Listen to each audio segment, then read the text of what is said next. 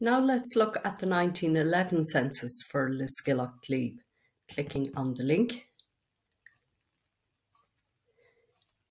Like in 1901, I'm going to sort the names alphabetically by clicking the surname here at the top.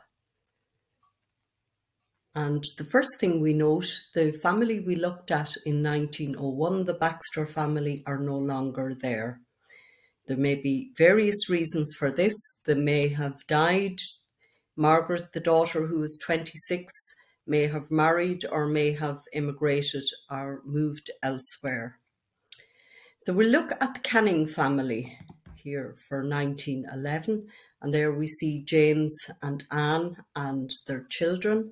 So if we scroll down, we can look at the household return form to see their original 1911 census of population return. So here we see James is age 53, Anne is 44, and there is a listing of their children. There are a number of extra questions in 1911 that wasn't asked in 1901. For example, here the couple are asked how many years they were married. So 20 years in the Canning's case. How many children were born? So they had 11 born and 10 are still living.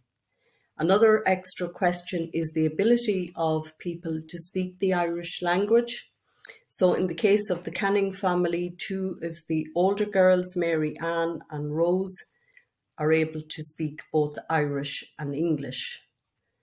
If we scroll down to the bottom of the form, we see that James Canning completed his form himself and signed it himself, and very nice handwriting, it must be noted. The enumerator for the 1911 census was Constable Jeremiah J. Donovan.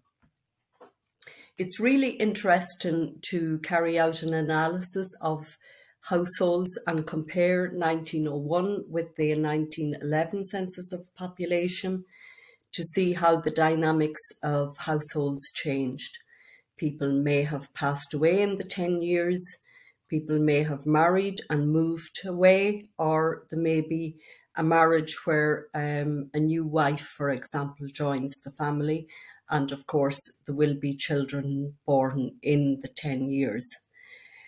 One thing that in analysis of the two censuses, one would expect if somebody was aged 50 in 1901 that there would be 60 in 1911, but that's not always the case, because sometimes people genuinely didn't know what age they were or what year they were born in. In other instances, it may be the enumerator that completes the form, and he may ask the question, he may not get the correct information back, or he may, for example, if it was a woman, he might like to ask what age she was, and he may estimate the age. So that's part of the reason that we see discrepancies in age between 1901 and 1911.